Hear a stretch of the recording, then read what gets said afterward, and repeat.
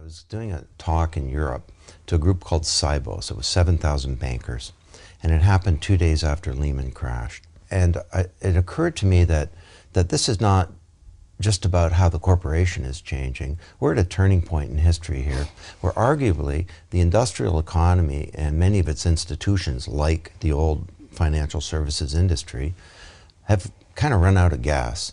That you look through all these different institutions, from the newspaper to science to old models of government and healthcare, and the music industry is collapsing, and our systems for global problem solving, our energy grid and transportation systems are destroying the planet, that we're stalled.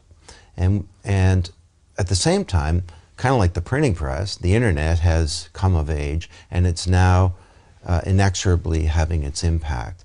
And showing us some sparkling new models of how we can organize these institutions. How do groups get anything done, right? How do you organize a group of individuals so that the output of the group is something coherent and of lasting value instead of just being chaos?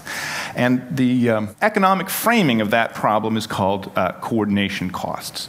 And a coordination cost is essentially all of the financial or institutional difficulties in arranging group output.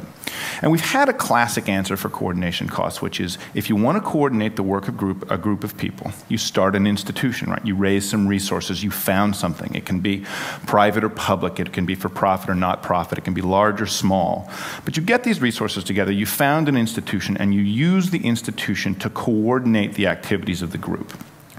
More recently, because the cost of letting groups communicate with each other has fallen through the floor, and communication costs are one of the big inputs to coordination, there has been a second answer, which is to put the cooperation into the infrastructure, to design systems that coordinate the output of the group as a byproduct of the operating of the system without regard to institutional models.